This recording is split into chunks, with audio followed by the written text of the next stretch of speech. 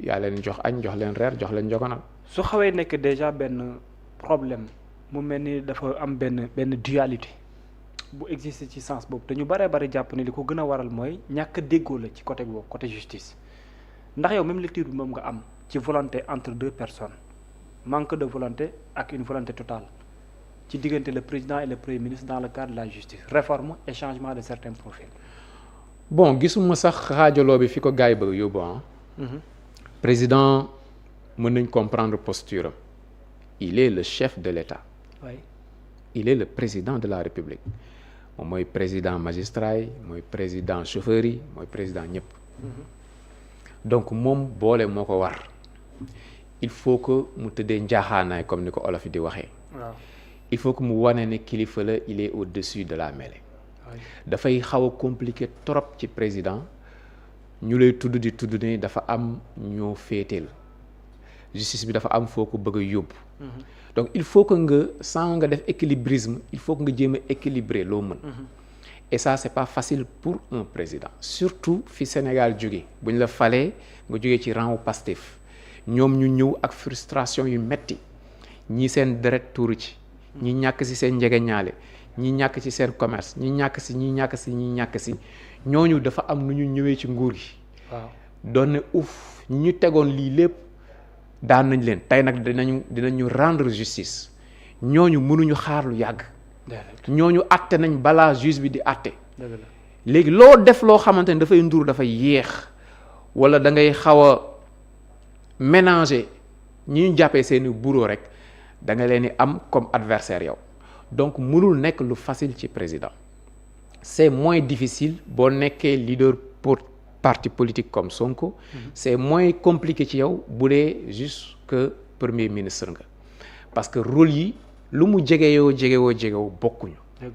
donc Sonko moo ëpp marge ci ton bi muy utiliser ci ni muy doxalee ak yu ni mel.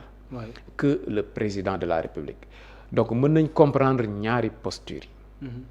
maintenant nag ça dépend si yow mi nga xamante ne yaa koy subir yow mi nga xam da nga jàpp ne victime nga wala ñëpp gis ne victime nga woon. ci jamono jële. wala nekkoo ci victime donc approche yi du bokk. le président je trouve que il est dans son rôle.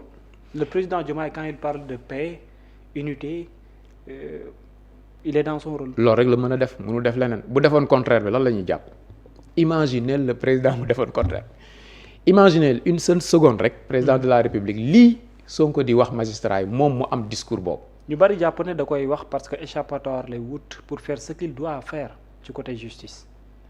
non mënul wut échappatoire je pense pas aussi on mënuñ bon xam lu nekk ci bopp président comme ni ñu koy waxee c'est compliqué. mais président li ma gëm mooy am na station yoo xamante ni nit du fa yegg par hasard daal yàlla moom mooy mu dabbiral amr. moom mooy tëral ay mbiram ku mu teg rek ku nekk fu mu la teg rek place boobu boo xoolee ba ci biir am na logique daal et ñaare am na yenn calcul yenn ñàkk sincérité yoo xamante ni bu nekkee ci nit ki jàpp ma ni dina jiite ay ñoñom mën naa juum nag mais même bu leen jiitee tamit mujjantal ba mën na compliquer trop ci moom donc boo demee bay yegg yenn station yi ak fa nga jógee Diomaye fi mu jógee fi mu jaar. waaw.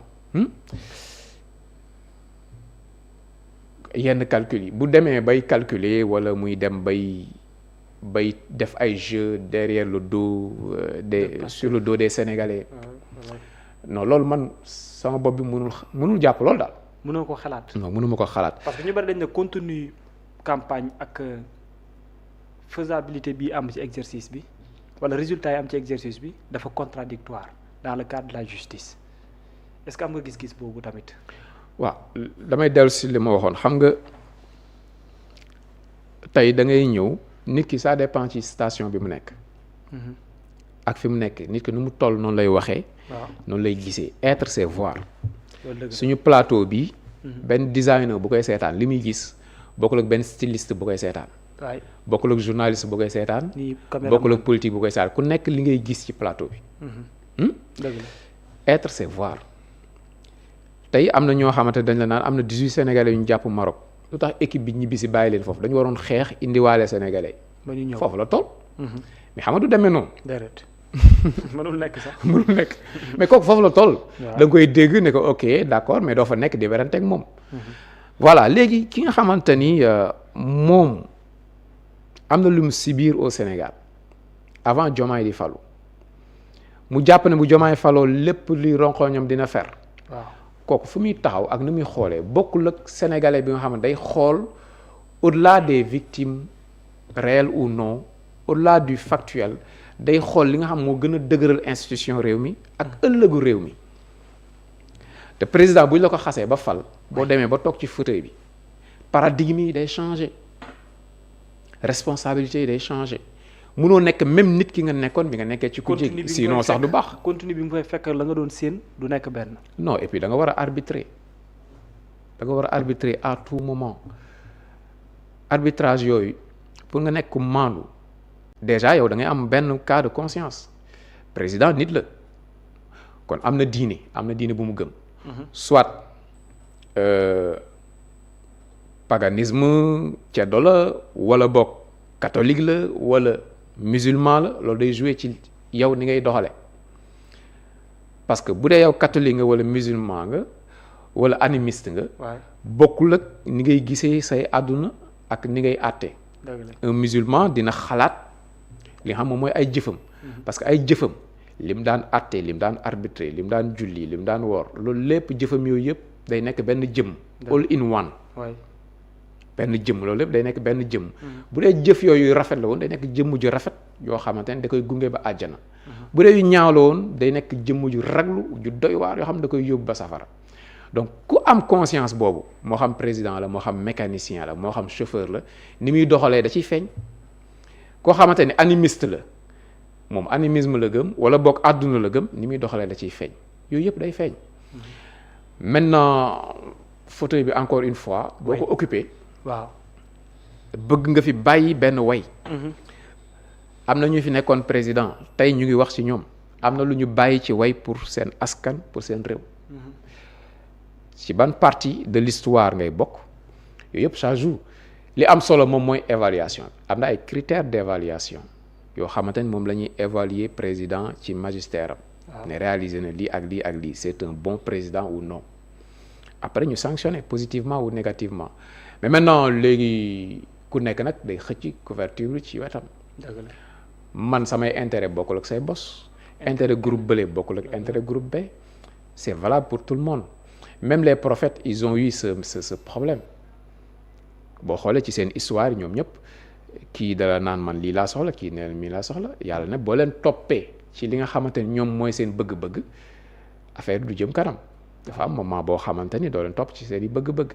am ñoo xam ni dañ lay fàttali ne ñoom ñoo tax yow nga réaliser li nga réaliser adduna moo demee noonu et loo say responsabilité di gën a kawe. muy gën a compliqué décision yi di gën a metti di gën a impopulaire foofu nag ngay wane ba xam fees nga fauteuil bi wala déet. d'accord bu dee ci premier ministre la moom mi tenir des promesses toujours de rendre justice et de changer cette justice sénégalaise promesses yoo xam ne il est allé même jusqu'à dire jusqu'à jurer même qu'il le fera. waaw Sonko il fait du Sonko mu ngi ci li nga xam jig na ko ba fi. gisuma lu tax mu war ko bàyyi lii moo ko may mu judd fi politiquement ba toll fi mu toll tey politique bu ko gën a populaire amul Sénégal politique bu ko ëpp ay résultats ci élection yi ñu génn di élection majeure gisaguñ ko fi dañuy xaar yeneen yi di ñëw donc lu tax mu war a bàyyi li nga xamante ne moom la def ba toll fii ci loolu rek la nekk maintenant posture am nekk na loo xamante ni moo gën a yomb ci moom. posture am il n'est pas le numéro 1. il est juste le chef du gouvernement c'est vrai c'est important mais am na loo xamante ni mun na ko buux président bi donte ne ñooy bokk résultat yi donc il a beaucoup plus de marge beaucoup plus de liberté que président bi donc il fait de la politique every single day moom ci politique la nekk. donc ses propos sont des propos politiques. Sonko mu ngi 2029 déjà. j'ai vu la une de Walf Quotidien. qui dit que Sonko anticipe sur les locales de 2027. est-ce que même jàngat bi moom nga am. bien sûr il fait que de la politique chaque jour mu ngi ci siège bi bu lu terrain meeting bu demee taseeg benn communauté sénégalaise dina wax ak ñoom à travers ñoom dina wax ak sénégalais yépp li muy posé comme acte chaque fois da koy bonifier di gën a dëgëral formation politique am.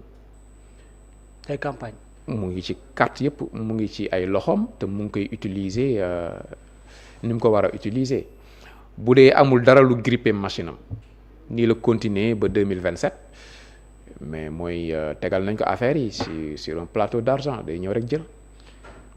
lan mooy favoriser loolu ces requêtes dans le gouvernement yu mënul antu wala ndax doxalin bi Diomaye abbu wala ndax lan exactement. il est bon politiquement aussi hein.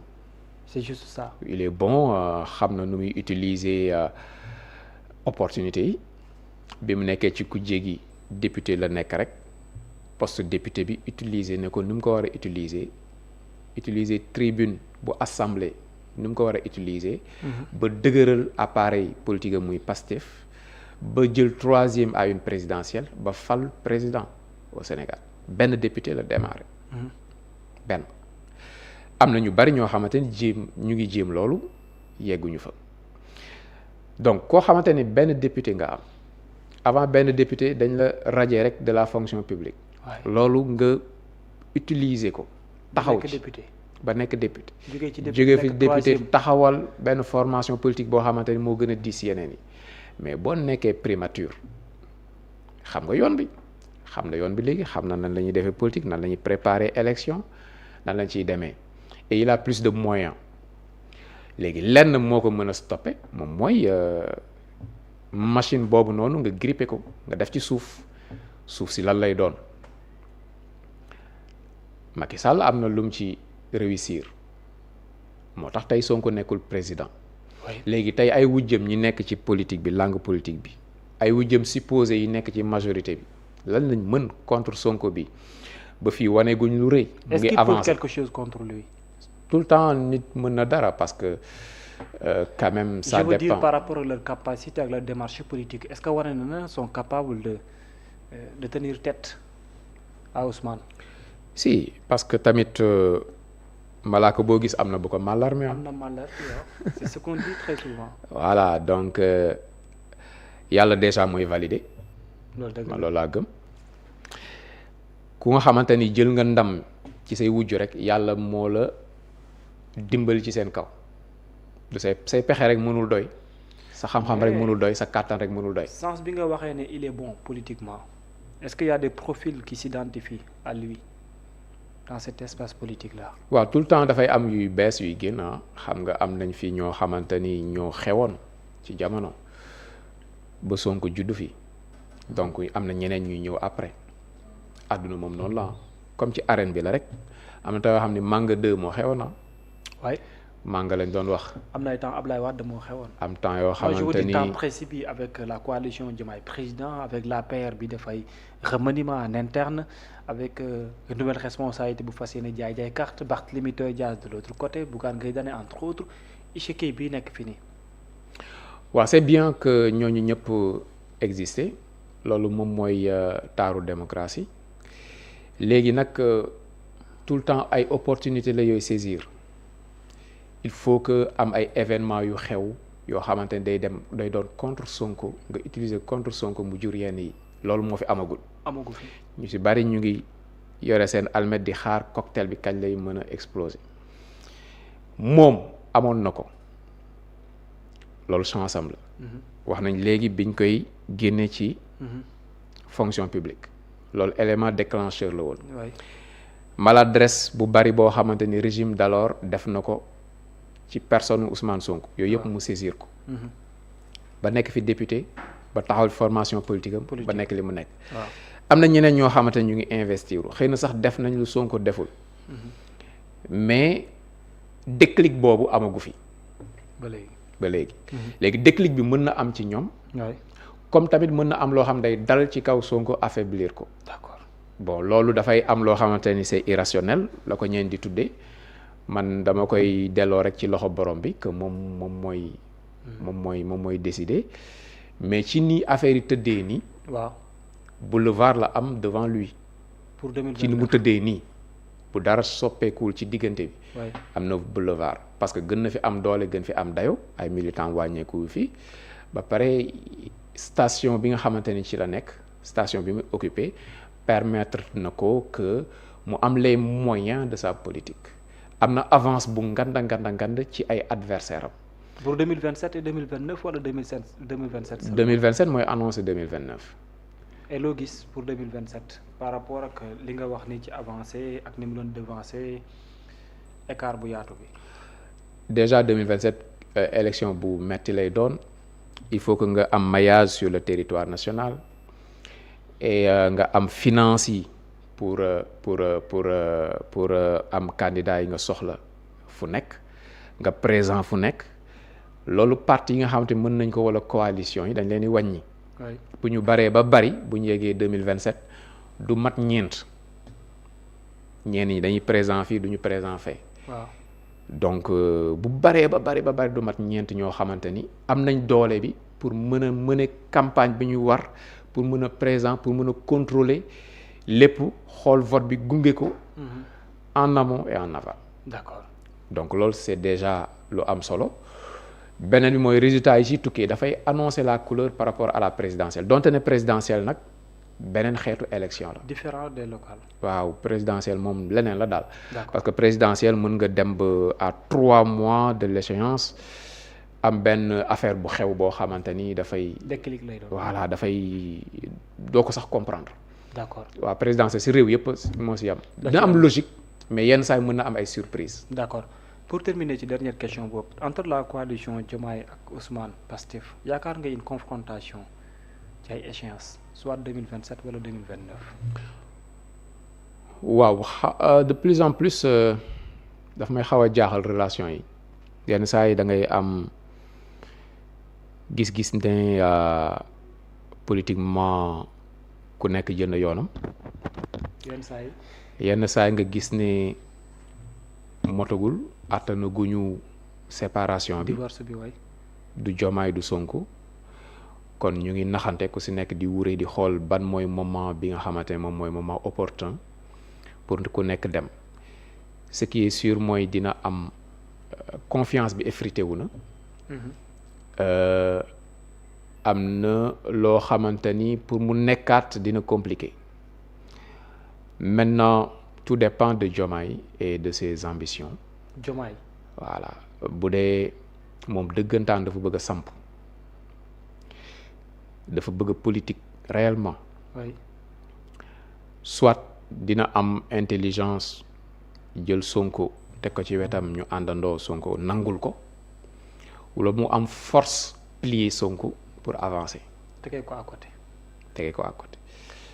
donc de gré ou de force léegi bu dee nag moom attanul loolu. munu ko jaar fenn fii ba Sonko nangul ko toog ci wetam gunge ko pour mu remplir munul plier loo Sonko mu xam ne attanul combat bi intelligemment mu bàyyi Sonko boulevard mu dem mu yóbbu ko ñetti option yooyu ñoo fi am. ban la ci gën a niru doxalinam. c'est très difficile de le dire maintenant je crois que ne mu ngi natt ba léegi. moom ci boppam amagul réponse yi bés bu amee réponse yi dinañ ko gis. mais nag lu mu gën a yéex di doon contre moom. di nekk avantage pour Ousmane. jërëjëf mon grand en tout cas amoon naa mbégte bu mag dalal la. mais Philippe